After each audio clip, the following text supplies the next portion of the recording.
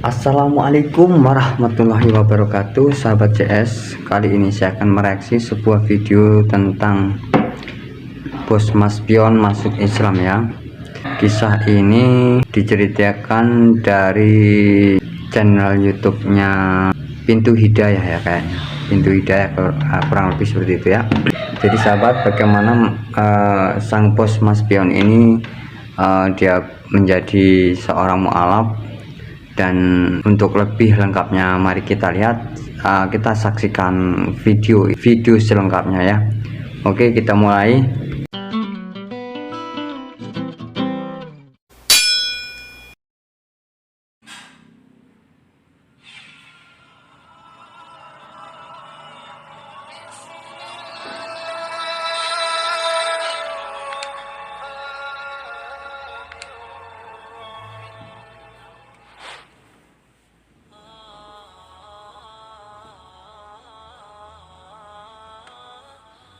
Memperoleh ketenangan dan kedamaian, itulah yang dirasakan oleh Herman Halim yang merupakan seorang dirut Bank Mas Pion yang menyandang status mualaf semenjak 2004 tahun lalu. Masya Allah. Banyak keberkahan yang didapatkan setelah ia berhijrah dari keyakinan lama ke ajaran Islam.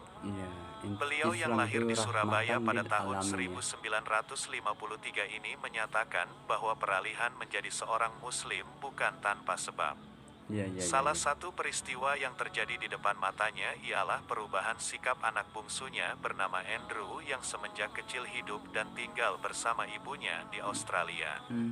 Herman Halim dan keluarganya memang berjauhan sejak lama, namun komunikasi tetap intens mereka lakukan meskipun hanya sebatas ngobrol via telepon.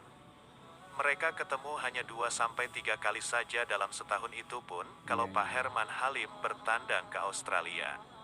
Pak Herman Halim mengaku bahwa meski berjauhan dan jarang bertemu, hubungan mereka tak ubahnya seperti teman main bola yang baru saja memenangkan pertandingan. Masya Allah. Hubungan mereka selalu seru dan tak ada yang ditutup-tutupi.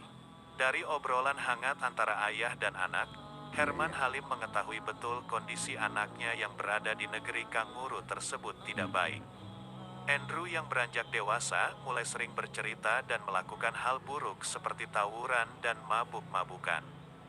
Saya merasa khawatir dengan sikap anak saya yang umurnya masih kurang dari 15 tahun namun sudah super nakal seperti itu. Tapi saya juga bingung karena tidak punya pegangan sama sekali. Terlebih anak saya yang satu ini bukan tipe orang yang mudah dibilangin jangan terus tidak melakukan, dia harus memperoleh jawaban yang pasti dan mendapati argumen yang kuat untuk bisa diyakinkan, ungkap Herman Halim. Karena tingkah anaknya yang super nakal tersebut, Herman sempat pesimistis dengan masa depan sang buah hati. Dari beberapa kali obrolan lewat telepon, Andrew menyatakan bahwa sudah tidak berminat lagi melanjutkan pendidikannya. Andrew tak ingin masuk sekolah SMA apalagi kuliah. Tujuan hidupnya juga nggak jelas. Beruntung walaupun memiliki watak sikap keras kepala, Andrew dan kakaknya tipe orang yang supel dan mudah bergaul dengan teman-temannya. Mereka tak mau hanya berkutat dengan teman-teman sesama orang Indonesia di Australia.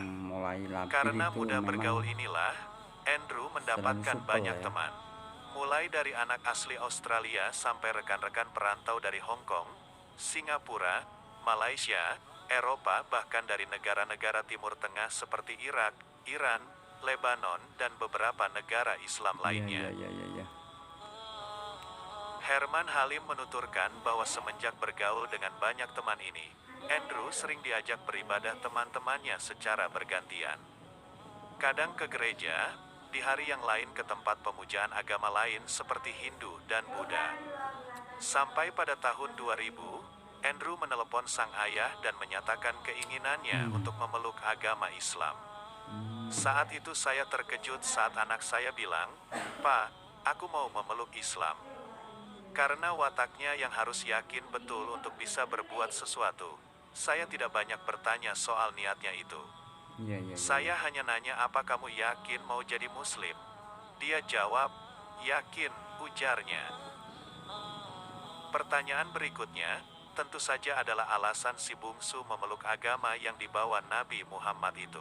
Iya, iya, iya. Tak disangka sang anak mampu memberikan jawaban yang sangat rasional. Dia bilang sudah baca kitab-kitab agama lain. Menurutnya dia, semuanya bagus-bagus. Namun saat hendak menyampaikan ke orang lain, dia bilang susah. Berbeda dengan ajaran Islam, kata dia, lebih mudah disampaikan, Insya ungkapnya. Allah ya, Islam itu mudah ya. Yang mengejutkan lagi setelah memeluk Islam, Andrew yang dulunya suka berkelahi dan berbuat onar bisa berubah 180 derajat. Masya Allah. Sikapnya sangat ramah, santun, lembut dan alim. Takzim Andrew kepada sang ayah terasa kental sekali setiap bertemu maupun berbicara lewat telepon. Andrew bahkan mengutarakan niatnya untuk terus sekolah hingga perguruan tinggi, yang saat ini sudah dibuktikannya dengan lulus sarjana accounting dari University Murdoch, Australia. Iya, iya, iya. Hebat, hebat, Perubahan sikap yang terjadi pada anaknya inilah yang membuat Herman Halim penasaran dengan ajaran Islam. Beliau kemudian Mungkin mencari beliau berbagai ini referensi terus dan ikut ya berdiskusi sama dengan anaknya. putranya soal agama Islam. Ikut keyakinan dan Tadinya, anaknya. bertahun-tahun keyakinan saya tak jelas. Kadang jadi pemeluk agama Buddha, kadang Nasrani, kadang juga Hindu. Kemudian saya belajar soal Islam dan menemukan kesejukan di sana, ujar. Pada tahun 2004, Herman Halim resmi menjadi seorang Muslim. Amin. Saat itu keluarga dan kerabatnya merasa heran dan kaget. Dalam ingatannya, pada tahun-tahun pertama menjadi seorang mualaf, berkali-kali ia mendapat kecaman dan kritik dari teman-temannya yang non-Muslim. Ia juga berulang kali ditarik untuk kembali ke ajaran yang sebelumnya ia peluk. Apalagi kala itu kondisi umat Islam sedang berada di titik mazir, yaitu benar-benar terpojok oleh situasi keamanan global dari maraknya terorisme seperti peristiwa tanggal 11 September Iya. di New York. Dan 11 September itu ya. Karena itu, banyak sahabat yang khawatir dengan keislaman saya. Ada yang khawatir saya dicekal kalau hendak pergi ke Amerika atau dari sini sudah tidak diberi paspor sehingga tak bisa berpergian ke luar negeri. Sementara pekerjaan saya membutuhkan itu, ucap Herman Halim bercerita. Beliau tetap yakin memeluk Islam. Sebab dari beberapa Amin, pengalaman, mudah-mudahan ada sampai keajaiban akhir setelah hayat dia ya. jadi Muslim. Salah satunya saat grup usaha Maspion didera persoalan pada tahun 2005. Bank Maspion yang sebenarnya tidak memiliki sangkut paut, mau tidak mau ikut merasakan kegelisahan. Waktu itu dengan penuh keyakinan kalau memang kami tidak bermasalah, pasti akan datang pertolongan Allah dan Iya, kondisi betul. akan kembali normal. Betul, betul, betul. Terbukti, Bank Maspion terhindar dari masalah. Herannya, waktu itu kita bisa mendapat dukungan dari semua pihak dan anehnya lagi saya kok ia bisa menyatukan pandangan karyawan yang kala itu juga panik, ungkapnya lagi. Ya, Masya Allah. Bisa. Tak hanya berhenti di situ saja. Setelah memeluk Islam, Herman menemukan berkah yang luar biasa. Ya. Ini dirasakannya 2 Insya tahun Allah pasca tambah memeluk berkah ya, agama Islam, rezekinya, yaitu dipertemukan umurnya. dengan wanita cantik yang kemudian dipersuntingnya pada tahun 2006. Karena sudah merasa nggak enak menjadi duda, saat bertemu dengan wanita yang cocok, saya langsung meminangnya. Wanita ini 24 tahun lebih muda dari saya, Wah. tapi sangat sabar dan baik hati kepada Masya saya. Allah. Dan yang membuat saya lebih yakin terhadap kebesaran Allah adalah kesediaan dia untuk beralih dari agamanya yang dulu menjadi seorang muslimah. Saya benar-benar memperoleh kebahagiaan atas izin Allah, ungkap Herman Halim yang saat ini juga menjabat sebagai Wakil Ketua Yayasan Masjid Cengho Surabaya. Masya Allah. Satu lagi yang Islam, membuat Pak Islam. Herman Halim mantap memeluk agama Islam ialah adanya kesetaraan dalam melihat derajat manusia. Iya, iya. Kalau Ini Islam yang itu paling memang, terasa kalau masuk masjid. Rasanya sejuk banget karena kita derajat yang itu beda diukur dari rezeki, imannya. beda profesi, bisa Kita itu sejajar. sama di hadapan Mau Allah. dia bos, Cuma tukang becak, iman kita aja yang bakul dawet, membedakan ya. posisinya sama terutama saat mendirikan sholat berjamaah, tuturnya. Karena itulah pada Ramadan tahun keempat keislamannya, ia benar-benar berusaha untuk berpuasa 1 bulan penuh, mengulangi rekornya pada Ramadan tahun lalu. Ia mengaku di tahun pertama dan kedua menjadi mualaf, puasa adalah hal yang paling berat. Jadi, waktu itu masih bolong-bolong, kalau sekarang insya Allah bisa penuh 1 bulan. Ucapnya sungguh-sungguh. Demikianlah sekelumit kisah inspirasi seorang mualaf yang memeluk Islam setelah melihat akhlak anaknya yang berubah 180 derajat dari yang super nakal menjadi anak yang ramah, santun, dan taat kepada orang tua.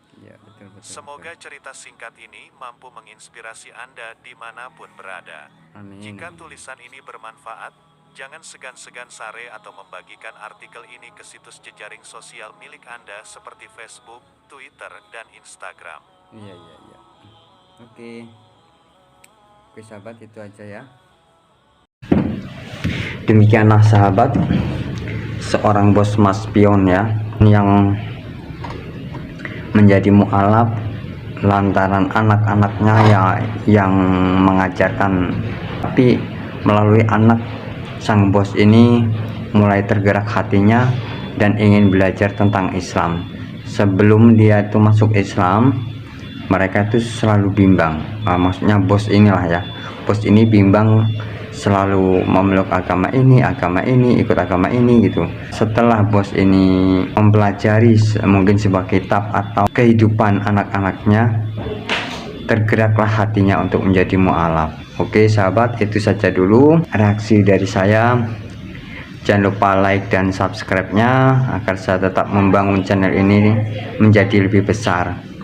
Oke sahabat, assalamualaikum warahmatullahi wabarakatuh.